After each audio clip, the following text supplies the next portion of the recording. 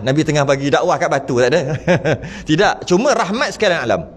Tapi cuma dakwah yang mukallaf, iaitu manusia dan jin. Kenapa sebut jin? Sebab Rasul lain tak diutuskan untuk jin. Ada riwayat mengatakan Nabi Sulaiman pun diutus untuk jin. Itu saja. Itu sahaja. Ada kata dia tak diutuskan untuk jin. Cuma dapat kontrol jin Nabi Sulaiman. Dia tak diutuskan untuk jin. Dia tak kena ajar jin pun. Sebab tu jin tu ifrit. Jin yang angkat, yang mengaku dapat angkat singgah sana Balkis letak depan. Yang dia mengaku dia boleh angkat tu. Ifrit. Kalau bersebut ifrit, tak pergi mana. Tapi Nabi Sulaiman kontrol dia. Okey, Nabi Sulaiman tak wajib ajar dia, tak wajib dakwah dia, wajib ajar dakwah manusia je. Akhir sekali ada seorang manusia je yang alim, pendeta. Dia lagi hebat sebab dia kata, sebelum tuanku, kata jin ni, sebelum tuanku bangkit daripada tempat duduk dah sampai. Maka ulama buat kajian, bangkit daripada tempat duduk tu Nabi Sulaiman bisa bangkit tengah hari. Maknanya berjam jugalah. Dia sebut tu pagi. Apa? Mau 3-4 jam. Seorang lagi, orang yang berilmu, istilahnya lah, orang yang berilmu, ada kata orang alim, pendeta sebagainya, seorang, dia kata sebelum tuanku kelip mata. Kelip lah, dah dia dah. Kat depan. Apa? Istana Ratu Balqis. Terkejut. Nak kita, adakah Nabi kita diutuskan untuk siapa? Diutuskan untuk manusia dan jin. Sedangkan Rasul lain manusia saja. Malah manusia saja yang bangsa tertentu aja. Yang paling special sekali, yang paling banyak sekali Bani Israel lah. Lepas tu sikit-sikit ya Bani Israel, ya Bani Israel.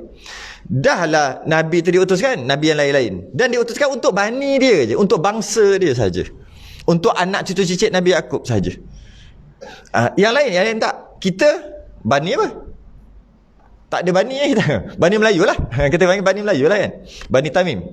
Kita Bani Melayu lah. Bukan Bani Arab. Bukan Bani Israel. Sedangkan Rasul yang lain diutus untuk kaum yang tertentu. Jika Nabi kita diutus untuk kaum yang tertentu juga, iaitu bangsa Arab, Nabi orang Arab, maka kita tak dapat Islam. Sebab tu Nabi diutuskan untuk sekalian makhluk dan disuruh menyampai untuk bangsa dia dan yang lain juga. Jadi tu special dia. Jadi disebut menyampaikan dekat semua orang. Semua orang dan semua jin. Surah jin tu, baca surah jin tu. Dalam surah jin tu ada bincang berkaitan dengan Nabi pergi dakwah jin. Nabi pergi dakwah jin, Nabi ajak seorang sahabat, tak ingat nama apa sahabat tu. Nabi pergi, kemudian Nabi buat bulatan. Engkau duduk dalam ni, dekat kat sahabat. Kau jangan keluar, kau keluar aku tak boleh tolong. Sebab jin ni lain macam. Dia punya lain macam. Gurau pun gurau pelik. Gurau pelik. Kencing lah dekat rumah dia, tak tahu balik-balik bengkak, jalan mengingkang. Dia gurau pelik tau. Padahal kencing kena kat rumah dia, atap rumah dia je. Dia tengok kencing, kurang hajar. Sebab dia buat rumah dalam lubang. Dalam lubang-lubang. Macam mana dia buat, Allah Alam lah. Jin ni dia bukan macam kita. Kita pula, sebab tu Nabi larang kita kencing dalam lubang. Pertama ada kala jengking, ada ular. Jika ada. Yang kedua tempat jin. Dia pergi kencing kat situ. Macam ni jentik. Ambil kau. Balik-balik jalan gitu. Kenapa? Gurau dia lain macam. Dia gurau je tu. Gurau je tu. Dia masuk dalam orang, dia jadi itulah inilah. Gurau je tu. Lepas tu dia suruh gelak. Cuba rasa nak? Pergi tempat orang berobat. Kenapa kerja gelak je? Cubalah jangan gelak. Sebab dia bergurau. Bergurau je tu. Gurau. Jadi diutuskan untuk jin juga. Jadi Nabi pergi, adalah riwayat dan adalah kisah dalam surah jin. Sebab Nabi pergi dakwah mereka. Nabi pergi dakwah golongan jin. Mungkin dalam sini pun ada jin duk mengaji. Mana tahu? Entah yang menyerupai. Dia panggil tasyakul, dia panggil. Menyerupai orang. Mana tahu nanti ada jin. Dia tengok. Ada tak yang tak kenal? Tak ada. Nasib baik lah. Okey, manusia tu. Ada. Mungkin dia menyerupai. Dia boleh menyerupai. Tapi dia akan, lepas dia menyerupai tu, dia akan lemah sangat. Sama ada menyerupai binatang ataupun manusia. Dia akan jadi lemah. Maknanya dia kena, lepas dia kembali balik ke alam dia kena masuk hospital 3 bulan macam tu. Dia jadi lemah. Dan dia ada amalan yang dia amalkan. Macam kita lah juga. Boleh tak pergi alam jin? Ada orang boleh kan? Ada orang boleh pergi dengan amalan. Cara betul dan cara tak betul. Dua-dua ada cara. Dua orang bersama. Dia orang pula, dia jin. Tu orang, dia jin bersama. Gitulah sikit cerita. Okey, menyampaikan. Menyampaikan, Nabi menyampaikan segala makhluk. Tu cerita segala makhluk. Dan mustahil lawannya menyembunyikan. Lawannya menyembunyikan. Lawan apa? Lawan menyampaikan. Sembunyi, betul lah. Kalau sampaikan bagi tahu, lawan dia tak bagi tahu. Tak bagi tahu tu sembunyilah. Mustahil menyembunyikan. Mustahil Nabi tak sampai, Nabi sorok. Mustahil. Wajib menyampaikan. Okey, wajib apa? Kita dah bincang banyak kali dah. Wajib apa? Kita menyampaikan. Kita menyampaikan kan? Yalah, saya menyampaikan. Nanti balik rumah saya silap sampai ke anak. Nanti masa nak jalan jumpa kawan sampaikan, menyampaikan. Bila menyampaikan bagi tahu. Bahasa sekarang macam mengajar lah. Bukan mengajar semestinya ajar ramai. Mungkin ajar seorang, ajar anak isteri. Semua mengajar. Ajar tu menyampaikan lah. Menyampaikan. Jadi kita menyampaikan, Nabi juga menyampaikan. Soalannya, apa beza menyampaikan kita dengan menyampaikan Nabi? Apa beza Nabi menyampaikan, kita menyampaikan? Apa beza dia? Bezanya adalah kita wajib syarak menyampaikan. Kalau dah ikut follow saya punya perbahasan sidik dengan amanah, cakap benar dengan amanah, dah faham dah apa benda nak sebut ni? Sebab sama je perbahasan dia. Kita menyampaikan, Nabi juga menyampaikan. Apa beza menyampaikan kita? Menyampaikan kita wajib syarak dia panggil. Menyampaikan Nabi wajib akal. Itu kena belajarlah hukum akal, hukum syarak, hukum akal, hukum adat. Kena mengaji tu kena apa? Kalau saya mengaji dulu kalau di belah-belah petani dulu, dia kata sampai lai. Saya ingat dia perkataan tu. Sini orang guna perkataan tak? Kelantan tau. Sini tak tahu lai tau. Tahu. Jangan. Ni Pahang ni, Pantai Timur ni. Ada setengah orang tak biasa pakai, tapi faham kan? Sampai lai. Nak sebut macam mana? Saya guna perkataan untuk guru jugalah, sebab itu yang tepat, paling tepat. Kadang-kadang kita ni ambil perkataan untuk guru tu bukan sebab nak tiru sangat, sebab tak ada perkataan lain lebih tepat daripada yang itu. Guna juga, tiru-tirulah, tak apalah. Ambil ilmu pun daripada dia. Sampai lai, apa dia ni? Hukum akal, hukum adat, hukum syarak.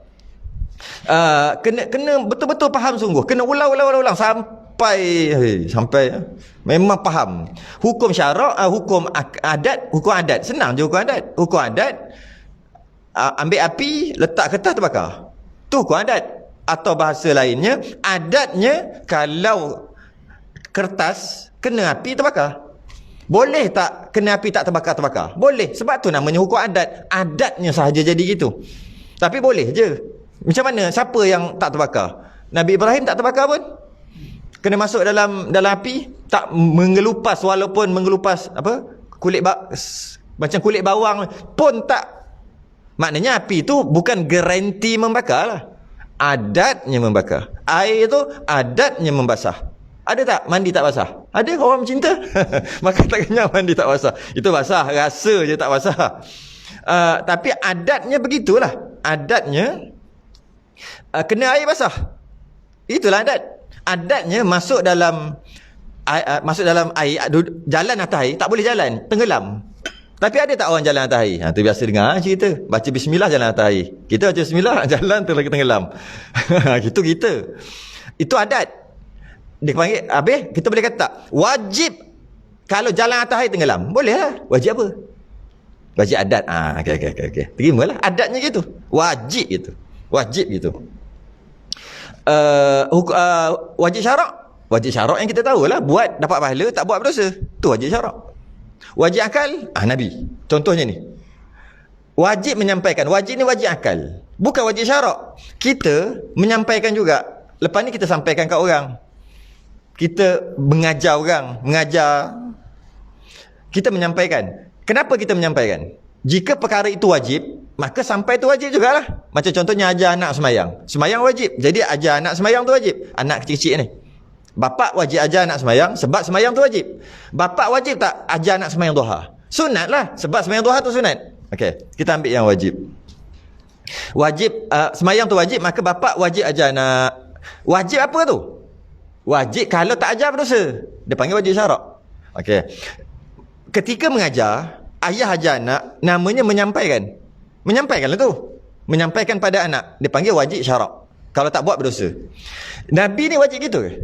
Nabi pergi menyampaikan dekat umat dia, dekat musyrikin Mekah, sampai kena macam-macam, sampai kena baling, baling berdarah-darah, sampai kena ejek, sampai kena ketika sembahyang tu, sebab orang marah sangat menyampaikan, ambil perut-perut unta, bubuh kat atas belakang, sampai kena pulau, sampai nak kena bunuh. Kerana Nabi menyampaikan yang Nabi wajib menyampaikan, wajib kalau buat dapat pahala, kalau tinggal berdosa ke? Tak, itu kita. Kalau buat dapat pahala, kalau tinggal berdosa, wajib itu. Dalam keadaan Nabi tu tak payah sampai lah. Sebab Nabi memang darurat sungguh, nak kena bunuh. Kita kalau menyampaikan nak kena bunuh, sedangkan yang kita nak sampaikan tu wajib, kita tak perlu sampaikan dah. Darurat kan? Katalah mengajar agama kena tembak. Mengajar agama kena tembak. Katalah, biasa negara orang kafir lah. Kalau macam tu keadaan, wajib mengajar? Tak lah. Kau kena tembak. Sebab apa? Wajib syarak. Wajib kalau tak ajar berdosa. Tapi kalau ada darurat, tak payah buat. Rasul gitu? Tak. Tidak. Rasul wajib akal. Macam mana wajib akal? Begini. Kita wajib juga. Wajib kita, kalau bab menyampaikan, kita boleh nak sampaikan, boleh juga tak nak sampaikan. Kita ada ilmu. Kita sampaikan, dapat perkara wajib dapat pahala. Kita sorok, tak sampai, malah aku. Dan tak ada orang mengajar kat situ, yang wajib, berdosa dia. Berdosa siapa tak ada mengajar. Tak mengajar, berdosa. Sedangkan dia ada ilmu, dia tak mengajar. Dan kawasan tu tak ada orang lain yang mengajar yang perkara itu. Dia seorang je yang boleh mengajar. Dan dia tak mengajar, dia berdosa. Tapi kalau ada yang lain, tak apalah, fardu kifayah kan. Okey. Jadi kita sentiasa ada dua pilihan. Tengok anak nak ajar boleh, jadi dia jadi pandai. Tak ajar, dia tak kerti sembahyang. Tapi boleh, tak ajar pun boleh. Tapi dosa boleh ke? Boleh. Ramai yang berdosa tak ajar anak. Boleh. Tapi kalau ajar dapat pahala. Sentiasa ada pilihan. Kita, Nabi tak. Nabi ada satu je. Manusia macam mana yang ada satu ni? Nabi special. Mana-mana Nabi dan Rasul, dia ada satu dengan maksud menyampaikan. Dia tak ada satu lagi. Itu istilah maksum, terpelihara daripada dosa. Tu maksud dia. Bukan terpelihara daripada dosa macam kita, iaitu sentiasa buat yang disuruh. Tak buat. Sebab kalau buat nanti berdosa. Jadi tak nak buat lah. Allah pelihara sentiasa tak buat dosa. Bukan. Maksudnya dia ada satu pilihan. Setiap orang kita ada dua pilihan. Memang ada dua. Memang boleh kita buat dua. Nabi satu aja. Jadi kita macam mana satu? Memang satu, iaitu buat. Buat yang disuruh. Tak buat tak boleh. Itu namanya mustahil. Kalau kita kata mustahil menyembunyikan, kita mustahil tak menyembunyikan. Kita tak mustahil menyembunyikan. Tak mustahil. Boleh kita sembunyi. Berdosa lah kalau sembunyi benda wajib. Benda hukum kita sembunyi. Berdosa lah. Depan orang biasa cakap, depan pemimpin tinggi tak cakap, takut kena buang. Berdosa. Berdosa. Sembunyi. Sedangkan kita tahu sembunyi. Dan maknanya Nabi tidak gitu. Mustahil, faham mustahil? Kita ni mustahil tak sembunyi. Tak mustahil. Kita tidak mustahil sembunyi. Sembunyikan ilmu, tak mustahil. Tapi kalau kita sembunyi dosa. Cuma kita tak mustahil sembunyi. Nabi mustahil sembunyi. Jangan faham mustahil kita Melayu. Memang masalah. Saya memang masalah kalau bahasa Melayu yang ambil bahasa Arab. Memang letih nak terang. Dia asal bahasa Arab, ambil jadi bahasa Melayu. Sebab bila sebut bahasa Melayu mustahil dalam kepala Melayu, ada mustahil dia. Saya nak cakap bukan mustahil Melayu ni, mustahil syarak, mustahil hukum. Bukan hukum syarak juga, mustahil yang ada dalam perbicaraan ni. Bukan mustahil, oh mustahil. Kau pergi mana? Aku pergi Mekah tadi. Bila? Pergi Mekah tadi, maghrib ni. Lepas sembahyang maghrib kat Mekah baru sampai ni. Tak insyak lagi dah sampai. Kita kata apa? Mustahil. Mustahil apa? Mustahil apa? Mustahil apa je? Baru cerita kita. Kalau setakat mustahil saja, Melayu. Memang mustahil pun. Mustahil Melayu dia panggil. Sebenarnya mustahil apa? Mustahil adat. Mana adat orang boleh pergi? Tapi mustahil akal tak? Tak. Nabi boleh naik borok lagi laju, boleh naik sampai ke langit ke-7. Boleh je Nabi buat. Kita pun boleh buat kalau Allah bagi. Habis wali-wali yang ada ilmu lipat bumi, langkah sampai Mekah. Tak percaya? Ada orang jumpa. Bukan ada orang buat. Kalau dia mengaku, confirm bohong. Siapa mengaku, confirm bohong. Aku adalah, sikit-sikit adalah ilmu lipat bumi tu. Setakat nak pergi 200-300 km, sekelip mata lah. Bohong, confirm. Yang kata yang jadi tu macam mana? Dia duduk sini, dia jumpa dengan orang, bercakap 2-3 orang. Dia ingatlah hari apa, pukul berapa. Ada orang duduk Mekah sana, waktu yang sama. Dia jumpa juga. Bila dia balik Mekah, dia cerita, aku jumpa pada hari sekian, pukul sekian. Bila kita convert balik tengok, waktu tu ada kat sini. Macam mana dia ada kat sana? Itu jadi. Dia sendiri tak mengaku. Mana ada, salah kira tu. Dia tak mengaku. Macam mana dia boleh macam tu? Mustahil ke? Sekejap. Mustahil apa ni? Mustahil Melayu? Mustahil. Mustahil apa? Mustahil adat. Adatnya mustahil lah. Tapi bukan mustahil akal. Bukan mustahil akal. Kalau kata mustahil akal, Nabi tak boleh lah Isra Mi'raj. Mustahil akal. Mana boleh naik, tak pakai angkasawan punya oksigen. Dah lah tu laju sangat, koyak habis. Cuba naik atas, naik bas ke apa, motor laju-laju tu. Motor apa kan laju, cuba buka. Dia habis mulut, saya ingat tak? Habis Nabi punya lah laju naik borak. Sekali langkah sejauh mata memandang. Saya tak tahulah berapa kilometer. Naik pula nak ke langit. 500 tahun perjalanan. Punyalah laju cahaya saya nak sebut pun tak kerti. Habis terkoyak habis. Kalau mustahil apa? Mustahil Melayu tadi. Tak, mustahil adat. Sebab tu dia panggil mukjizat ni mencari adat, bukan mencari akal. Kalau mencari akal memang tak masuk akal lah Nabi pergi. Tak, akal masuk, Nabi pergi. Akal masuk. Tak masuk adat. Ayat saya sendiri. Bukan tak masuk akal. Boleh terima, akal boleh terima. Adatnya tak pernah jadi, tak jadi adatnya. Allah buat kita hidup secara beradat. Kan? Esok pukul 7 cerah, pukul 7 cerah, pukul 7 cerah. Dia panggil esok pukul 7 cerah. Mesti cerahnya. Wajib cerah, boleh. Wajib Melayu. Wajib cerah. Wajib cerah. Boleh tak cerah pukul 7? Pukul 8 tak cerah, pukul 9 tak cerah, pukul 10? Boleh je. Asal pula tak boleh? Adatnya cerah lah. Kalau lah tidak, Allah buat kita ni, buat alam ni tidak secara beradat, teruk kita. Teruk kita, payah kita. Ya, bangun-bangun dah siap pakai baju kerja, tengok tak cerah lagi. Tak cerah lagi. Payah kita. Maka Allah buat secara beradat. Tak ada masalah. Cuma yang sebut ni mustahil menyembunyikan. Tu nak faham, mustahil menyembunyikan, wajib menyampaikan. Mustahil menyembunyikan ni bukan mustahil Melayu. Mustahil, sungguh mustahil, iaitu nak faham Nabi ke faham kita. Kita boleh, kita nak sorok depan orang-orang besar kita sorok, depan orang kecil kita bantai. Boleh. Sorok tu boleh. Boleh sorok tak? Boleh. Kalau dia tak sorok, boleh juga. Kalau sorok, boleh juga. Jadi kita panggil tidak mustahil menyembunyikan. Tapi dia tak sembunyikan. Cuma tidak mustahil aja. Boleh aja. Cuma dia tak sembunyikan. Dia panggil syarak lah. Itu kita. Nabi mustahil menyembunyikan. Kena buang. Buang tu. Mustahil sembunyi. Bukan mustahil Melayu, mustahil sembunyi. Maka Nabi, sebab kerana Nabi mustahil menyembunyikanlah, boleh ambil hukum daripada, bukan daripada perkataan Nabi. Boleh ambil hukum, jadi hukum. Nabi diam jadi hukum. Kita diam jadi hukum tak? Orang dulu mungkin kita boleh kata, orang perempuan dulu kan, ni ada orang masuk Minang ni, bulan depan nak kahwin tu, setuju tak? Belah. Diam tu tanda setuju. Itu orang dulu. Itu pun boleh tentu juga. Tapi tak apalah, kita buat cerita. Sekarang tak ada. Sekarang tak. Dia cakap cepat lah. Asal bulan depan, esok tak boleh. Gelenyar. Tu sekarang. Budak sekarang dan sekarang dia tak itu. Malah mereka yang memilih. Tapi maksudnya kat sini, diam tanda setuju. Tak. Kemungkinan tu ya. Tengok dia diam tu. Mungkin diam setuju, mungkin diam marah. Kan? Mungkin. Nabi diam. Bila Nabi diam, bermakna perkara itu boleh tak? Ada perkara yang berlaku kemudian Nabi diam. Adakah kita boleh kata benda tu boleh buat? Halal ke boleh buat? Sebab Nabi diam. Kita tengok kita. Tu gantung kejap jawapan. Tengok kita. Kita tengok sesuatu, kita diam. Boleh tak kata perkara itu boleh buat? Kita tu kata panggil ustaz lah, senang. Ustaz. Dia tengok perkara sesuatu, benda yang berlaku, dia diam.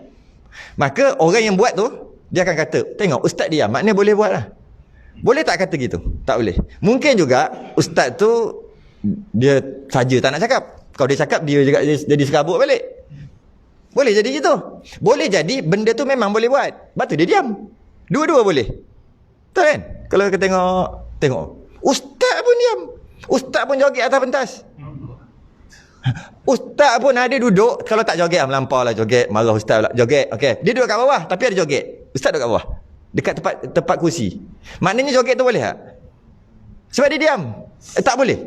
Mungkin joget tu boleh. Rupanya lelaki joget. Mungkin joget tu boleh. Mungkin joget tu tak boleh. Diam dia tidak memberi apa-apa erti. Tidak mendatangkan apa-apa hukum. Dia kena cakap. Diam dia tidak memberi apa-apa hukum. Diam Nabi macam tu juga? Tak. Diam Nabi garanti hukum. Iaitu boleh lah. Sebab tu diam.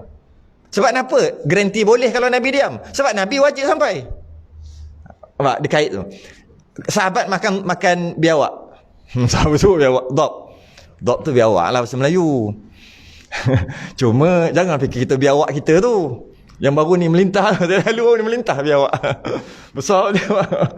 Bukan biawak tu. Itu biawak tu spesies buaya ke apa, saya tak tahulah. Ni biawak ni dop, biawak pasir yang tak makan daging. Dia apa? Herbivore. Ngaji tak dulu? SPM. Ke omnivore, bukan? Carnivore. Herbivore. Betul sebut tak tahu, lama tak masuk sekolah. Maksud dia makan tumbuh-tumbuhan. Dia pula cara makan dia bukan itu. Macam menerkam tu kan. Adalah semua tu jika makan dengan cara-cara tertentu, sebab tu kita tak boleh makan dia. Bukan dengan kuku. Dia ada syarat-syarat. Dia semua dog ni semua selesai. Iaitu semua binatang-binatang yang tak boleh makan tak ada pada dia. Menerkam, pakai kuku, pakai adalah kaedah yang kenapa tak boleh makan. Kenapa harimau tak boleh makan? Dia ada kaedah dia. Kerana dia pakai kuku, dia pakai tarik, dia ada cara dia. Dia menerkam, dia gitu. Kenapa buaya tak boleh makan? Dia ada kaedah dua alam lah kan. Jadi dekat dhab tak ada. Semua boleh. Perkara yang tak boleh makan, binatang yang tak boleh makan tak ada dekat dia. Maka kita katalah boleh makan. Sebenarnya yang kita kata boleh makan sebab Nabi kata boleh makan ke? Tak. Nabi diam. Nabi diam je. Sahabat, maya join sekali. Tak pecah liu. Tak pecah liu. Tak pecah liu lah. Tak selera. Tak terliu. Tak terliu. Nabi tak kata pun tak boleh, Nabi tak kata pun boleh. Nabi kata tak terliu. Kampung aku tak ada. Benda ni orang tak makan. Tapi Nabi tak kata tak boleh. Maka sahabat makan. Maknanya boleh makan tak? Boleh. Kalau ustaz makan. Apa? Buaya. Tak terliu. Boleh kata buaya halal tak? Tak boleh. Kenapa? Ni ustaz, dia tak mustahil menyembunyikan. Dia mungkin sembunyi hukum, dia mungkin tak sembunyi. Dia ada dua kemungkinan. Nabi mustahil sembunyi, wajib sampai. Itu jadi hukum. Kita nak faham yang tu. Baca daripada kecil lagi. Daripada kecil dah hafal benda ni. Syidik, amanah, tabligh, patonah. Hafal lah. Ini kita nak faham maksud je. Faham maksud. Upgrade kefahaman kita tentang menyampaikan.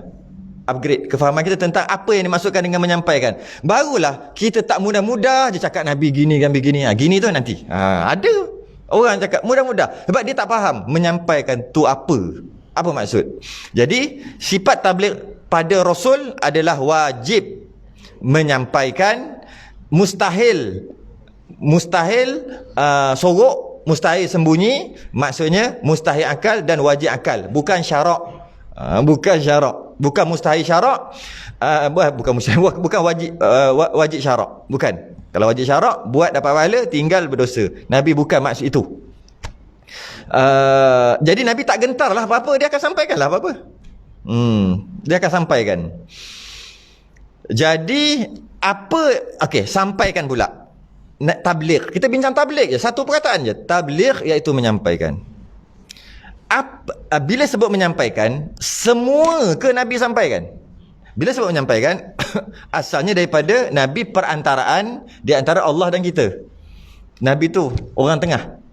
Sebab tu dia panggil Rasul, utusan kan, orang tengah lah. Jadi apa sahaja wahyu daripada Allah sampai kat Rasul, Rasul bagi tahu. Kalau Rasul jenis boleh sorok, boleh cakap, ada kemungkinan tak agama tak sampai kat kita, tak sempurna? Ada kemungkinan. Walaupun mungkin sempurna, tapi ada kemungkinan tak? Ada. Sebab Nabi jenis orang yang boleh sorok, boleh sampai. Sekarang Nabi mustahil akal. Ada satu, iaitu menyampaikan. Maka apa yang kita dapat dah sempurna. Sempurna semua apa yang wahyu tu tak disorok oleh Nabi. Sebab mustahil. Okay?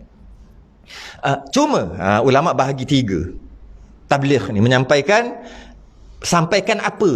Ada 3. Yang pertama, sampaikan yang disuruh untuk sampaikan. Allah suruh sampaikan, itulah yang pertama. Yang kedua, disuruh untuk sampaikan. Yang kedua, diberi pilihan. Allah Nabi nak sampaikan boleh, tak nak sampai pun boleh. Biasanya ini bukan fardu ain lah, pastinya lah. Itu menjenis ilmu-ilmu kita dah boleh faham dah kenapa Nabi kata Nabi memilih orang untuk sampaikan. Okey, ikut Nabi diberi pilihan. Yang ketiga, Nabi tak dibenarkan untuk sampaikan. Tak dibenarkan. Tapi dia akan tahu juga last. Tapi ketika itu tak dibenarkan sampai. Jadi ada 3 sebenarnya. Wajib sampai, Nabi wajib menyampaikan, disuruh oleh Allah untuk sampaikan, diberi pilihan untuk sampai atau tidak, tak dibenarkan sampai. Tak dibenarkan. Apakah yang Nabi disuruh untuk sampai? Apa ilmu lah. Ilmu ni. Yang fardu ain pastinya. Yang fardu kifayah juga. Maka dia panggil ilmu hal. Dia panggil ilmu hal. Ilmu yang kita nak guna. Ilmu hal. Ilmu yang kita nak guna. Macam semayang kan, nak guna kan? Ilmu tu. Uduk nak guna kan? Ilmu tu. Apa yang nak guna? Nak beli kan? Jual beli. Nak gadai. Ilmu yang kita nak hidup dengan dia. Kita nak hidup. Dia panggil ilmu hal. Maka Nabi sampaikan semua. Apakah ilmu yang Nabi tak dibenarkan sampai? Ada. Kita tahu tak? Kita tak tahu Nabi tak dibenarkan sampai. Aku tahu Nabi tak benar sampai. Nabi tak dibenarkan untuk menyampaikan ilmu itu. Yang dia terima wahyu tu, Nabi tak dibenarkan untuk sampaikan. Kita tahu. Maknanya macam mana tu? Tak tahu lah. Cuma ulama' boleh teka-teka je. Macam agak-agak. Contohnya Nabi dapat bagi tahu kita secara detail yang berlaku akhir zaman dekat kiamat. Tanda kecil dan tanda besar. Maksudnya Nabi tahu. Tapi tak dibenar untuk sampaikan. Itu pun ulama' teka je. Macam bila kiamat? Tahun bila? Nabi tahu. Tapi Nabi tak dibenar untuk sampaikan. Sebab tu Nabi boleh cakap, apabila seorang hamba melahirkan tuannya, maka apabila seorang yang miskin tak pakai kasut pun, buat bangunan yang tinggi, maka kiamat dah dekat. Macam mana Nabi detail tahu tu? Detail. Hamba melahirkan tuannya. Dia hamba, dia lahir tuan dia. Tuan dia kena tuan, baru dapat hamba. Macam mana pula hamba tiba lahir tuan? Macam mana tu? Rupanya, maksudnya ulama' bahas lah. Apabila ibu apa takut nak tegur anak tu dah ke, tu dah tuan tu. Takut nak tegur je. Nak cakap, gilah semayang. Nanti kau cakap, nanti kan dia tak balik rumah. Mak bapak nak tegur. Tutuplah aurat elok-elok sikit. Tutup aurat lebih kurang, tak sempurna. Tutup dah, tak sempurna je. Tak berani nak tegur. Nanti kan 3 hari tak balik. Maka anak tu dah ke dah. Anak tak nak dah ke. Mana tu dah tuan. Tu dah tuan. Senang eh. Tak boleh tegur anak. Kerana, bukan tak mampu. Ada sebab tersekat nak tegur anak. Automatik. Anak tu dah ke dah. Sebab tu anak ni boleh tegur apa semua. Apa sahaja. Malah bapak bagi. Nah, ambil duit. Ambil balik. Tak buruk siku. Tapi orang lain mana boleh dah bagi, mana boleh ambil balik. Bapak tak ada masalah. Ambil balik. Lepas bagi ambil balik. Boleh. Dia tak panggil buruk siku. Bapak dia boleh cakap apa sahaja dekat anak. Apa sahaja. Tiba-tiba bapak tak boleh nak cakap. Sebab anak tu dah okey dah berapa bulan ni. Okey je. Sebab tak ada buat yang lawan angin. Langit tak ada. Semua ikut angin. Ikut angin dia. Kalau sikit ni tak belaga angin. Biar dah ke tu. Tuan lah tu. Melahirkan tuan. Ibu tak berani nak tegur anak dia. Dia duduk dalam perut, kecil-kecil dia pecek mati, mampu pecek kecil-kecil. Besar-besar ni. Tapi elok jaga. Bila besar-besar nak tegur pun tak boleh. Anak deraka lah. Walaupun tak ada mak dia kata, engkau anak deraka. Dan mak dia tak cakap apa pun. Cuma tak berani nak cakap je. Dah deraka dah. Itu maksud. Panjang lah. Macam mana Nabi boleh cerita detail tentang hari akhirat? Boleh cerita detail. Begini boleh cerita detail. Ish. Nabi tahu. Tapi Nabi tak dibenarkan untuk sampai.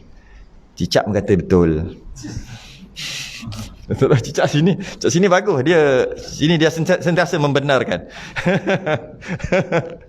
Jadi aku apa dah? Sikit bawa 8.5. Okey, menyampaikan. Itu yang Nabi yang tak dibenar menyampaikan. Bahasa sepatutnya gini.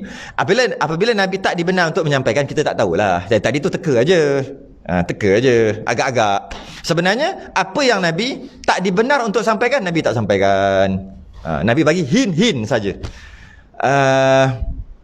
Dan ada yang Nabi terima wahyu dan untuk sampaikan. Itulah kita duduk belajar ni. Apa bukti Nabi sampaikan apa yang disuruh untuk sampai?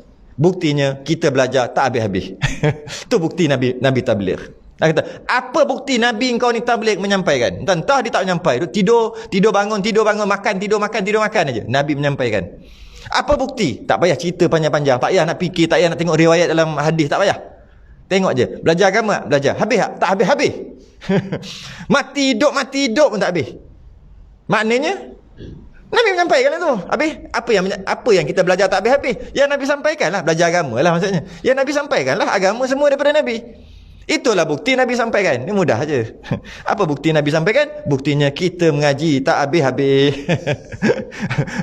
Malah kalau kita fikir hidup mati 10 kali pun tak habis juga. Itulah bukti Nabi menyampaikan. Simple je kadang-kadang dia punya hujah dia. Ada keadaan Nabi diberi pilih untuk menyampaikan ataupun tidak. Diberi pilih untuk menyampaikan ataupun tidak. Ada satu lagi kisah.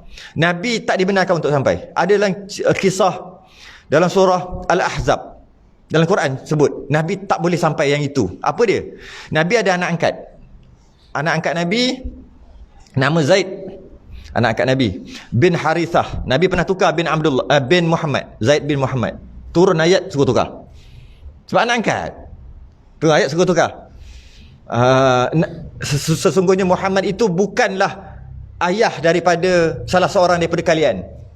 Sebenarnya dia adalah Rasulullah. Ada ayat cerita surah Ahzab. Akhir sekali Nabi tukar balik Zaid bin Muhammad kepada Zaid bin Harithah balik. Anak angkat lah. Kenapa nak tukar nasab tu kan? Maka hati-hati. Ramai orang dapat anak kecil-kecil, umur sehari 2 hari tu yang dia beli ke apa ke, dapat anak dia tukar nama kan dekat bukan IC lah kan, kat surat beranak tu. Ramai dulu lah, sekarang saya tak tahu macam mana, tapi dulu ramai sangat. Bin tu bin ni saya jumpa ramai sangat. Rupanya anak. Kalau lelaki tu tak boleh kan? Tak boleh. Nabi turun wahyu suruh tukar. Masa ketika Nabi tukar tu tak ada wahyu lagi. Tak salah lah. Bila tukar, rupanya tak boleh, baru turun wahyu kata tak boleh. Maka Nabi tak buat salah lah kan. Ni pergi tukar. Kalau lelaki tu taklah panjang sangat dia punya tu. Panjang juga. Pusaka tak boleh, tak dapat. Wasiat tak boleh, wasiat boleh wasiat dekat dia. Sedangkan untuk anak tak boleh wasiat untuk anak. Wasiat tak boleh wasiat anak. Anak isteri tak boleh wasiat. Jangan tengok TV boleh je. Dia wasiat tu wasiat dekat anak dia. Harta banyak tinggal. Mana boleh wasiat?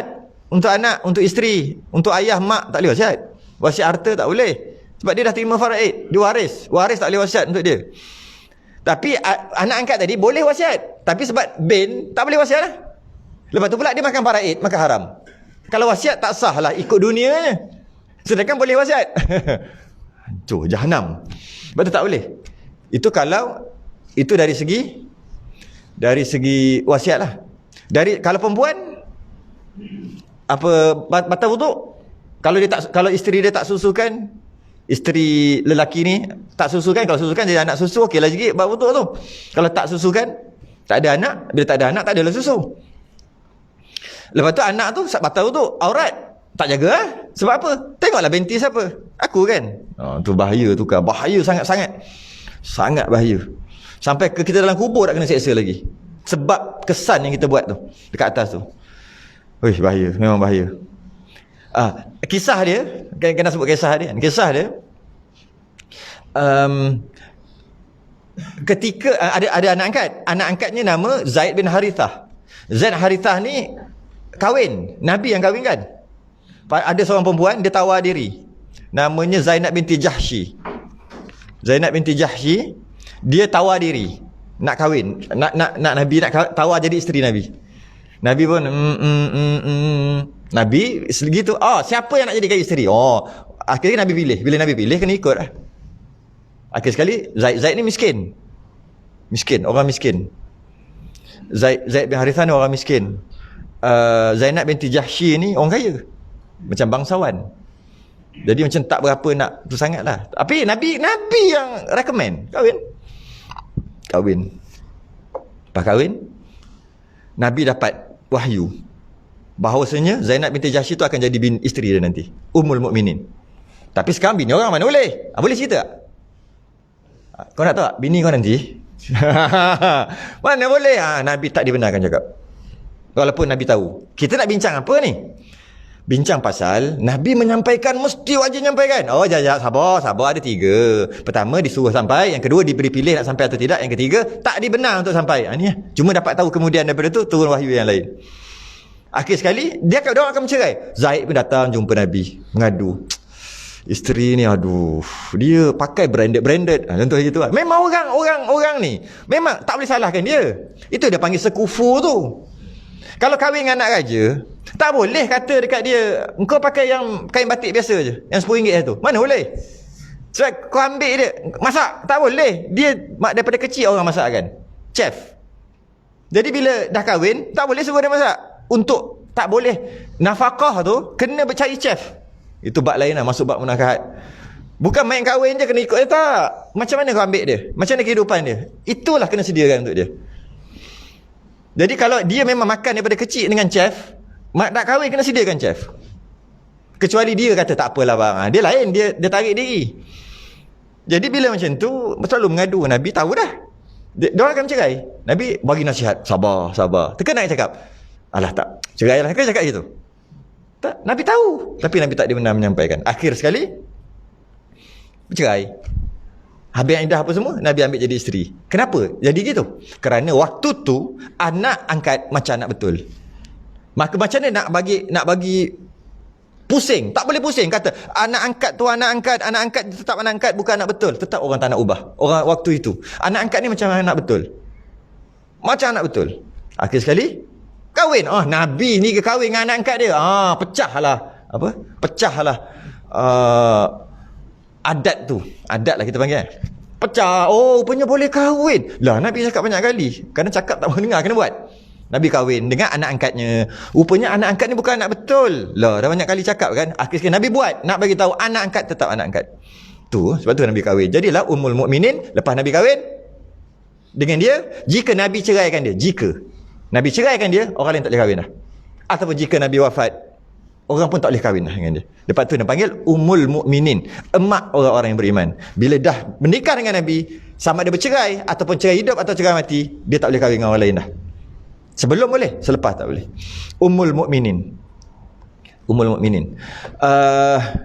Dua, yang terakhir, satu lagi apa tadi? Diberi pilih. Kan? Pertama disuruh sampaikan, yang kita duk mengaji tak habis-habis ni. Yang kedua disuruh sorok, beberapa contoh macam hari kiamat apa semua tu, itu pun ulama punya agakkan aja. Dan ini dalam Quran sendiri, Nabi memang tak boleh sampaikan, sedangkan Nabi tahu dia akan bercerai, Nabi tak boleh sampaikan yang itu. Nabi yang ketiga, yang terakhir, Nabi diberi pilih oleh Allah untuk sampaikan pun boleh, tak sampai pun boleh. Tak, sebelum tu antara pernikahan yang paling special lah, iaitu nikah diorang ni. Zainab binti Jahsy sentiasa berbangga dengan isteri-isteri yang lain, dengan madu-madu yang lain. Kenapa? Sebab yang lain Nabi nikah, dia Allah suruh nikah, wahyu. Tu hebat Zainab binti Jahsy, Ummul Mukminin. Mak kita lah ke bukan mak kita? Ummul Mukminin, emak orang-orang beriman. Kita gimana? Mak kita lah. Mak betul dia satu. Ni mak juga. Dan tak boleh kahwin dengan dia. Kalau katalah dia ada sekarang, boleh kahwin tak? Kan sebut tak boleh tadi. Mak ah. Betul dia panggil Ummul Mukminin. Cuma aurat tak boleh. Cuma nak bagi tahu istilah. Maka dia berbangga dengan bukan dia belagak lah, cuma dia selalu sebut aku kahwin Allah suruh. Iyalah wahyu. Korang kahwin Nabi yang pilih, aku Allah yang pilih. Sekadar gitu je lah. Okay. Yang tu Nabi diberi pilih untuk sampaikan boleh, tak sampai pun boleh. Biasanya ilmu-ilmu yang dipanggil daqiq, ilmu halus, ilmu yang halus-halus, ilmu jenis hakikat tu lah. Makrifat, jenis makrifat khassah, bukan ma'rifatullah. Memang wajib kenal Allah semua, makrifat yang tinggi-tinggi ni. Biasa bagi dekat Sayyidina Ali, Abu Hurairah, biasa Nabi bagi. Adalah beberapa sahabat je Nabi ajar, yang lain Nabi tak ajar. Abu Hurairah kata, Nabi ajar aku seumpama 2 bekas.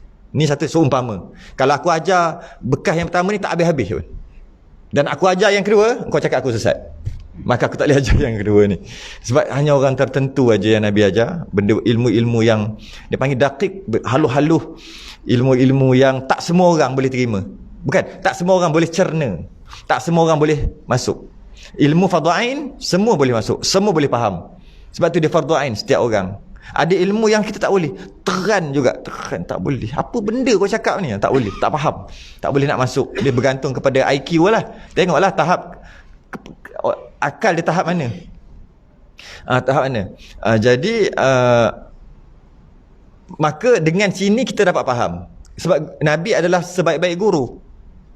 Kan? Dapat faham bahawasanya nak mengajar, guru mengajar, dia tak boleh mengajar yang halus-halus tanpa memperdulikan anak murid yang nak dengar ni, murid-murid ni baru nak belajar ke, orang lama ke, selesai fardu ain ke, tak selesai ke, ajar tentang Allah, bahasa-bahasa istilah-istilah perkataan yang halus-halus, yang tinggi-tinggi.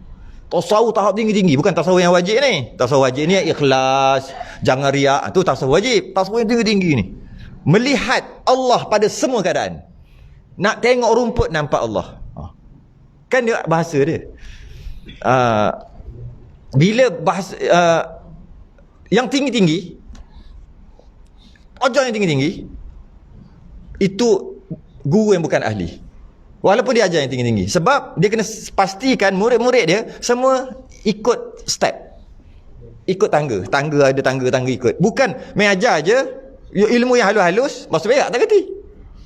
Syarat masuk berak, rukun masuk berak, syarat sah masuk berak. Kalau dalam kitab dia baik sikit, syarat sah istinja. Saya tukar bahasa Melayu je, syarat sah masuk berak. Apa? Pun tak tahu. Cerita Masya Allah. Cerita halus. Kata Imam Ghazali dalam kitab Ihya, 3 ilmu yang dicela. Ilmu sihir, setuju. Ilmu nujum, yang tengok bintang nujum, tengok tapak tangan kan, setuju. Ilmu yang daqiq, ilmu yang halus-halus tadi, ilmu agama tapi yang halus-halus, yang tak selesai fardu ain lagi, dah belajar dah ilmu. Cuba baca kitab Hikam. Allah musalli tak settle lagi, belajar kitab Ikan dah. Tak faham. Bila kita kata sesuatu yang mengatakan kalau kita makan Allah, kenyang, syirik, macam mana? Syirik aja kita. Syirik aja. Tak boleh cakap kita. Apa benda syirik ni? Kita tengok dia ada perbahasan dia. Dia ada tahap. Dia ada tahap. Jadi tahap tu lah. Ilmu yang halus-halus ni, yang terbaik adalah guru yang mengajar ilmu halus-halus, dia juga ajar ilmu kasar. Itu yang terbaik. Dia juga ajar cara semayang, rukun semayang, dia juga ajar ilmu halus-halus, tarik, hakikat yang tinggi. Dia juga ajar sifat 20, dia juga ajar yang tinggi-tinggi. Dia ajar tasawuf rendah-rendah ni, tahu serendah lah panggil, rendah pun payah nak buat kan, apa benda takabur, buang riak macam mana kan, masuk sifat mahmudah, buang sifat mazmumah tu lah, sifat-sifat yang tercela tu kita buang. Dan dalam masa yang sama dia juga mengajar itu terbaik. Bukan ajar kita tinggi je, kita rendah tak ajar. Bukan ajar kita rendah je.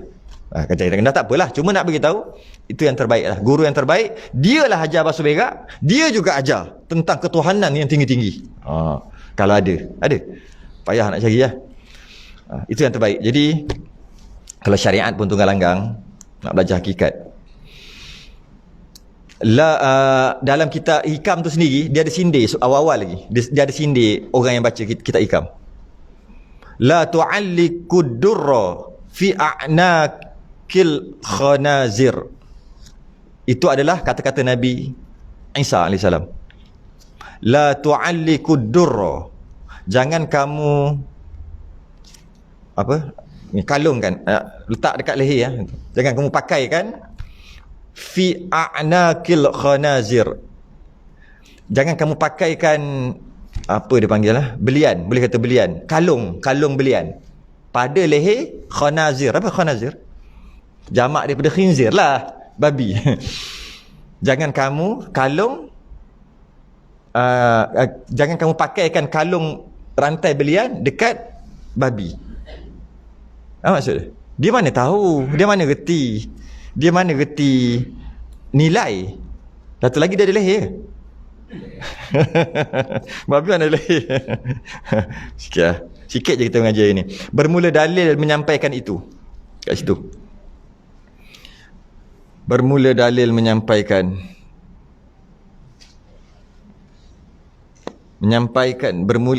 bermula dalil menyampaikan itu, maka kerana bahawasanya Allahu a'lam. Kita sudah ingat tasbih kafarah. Subhanallah.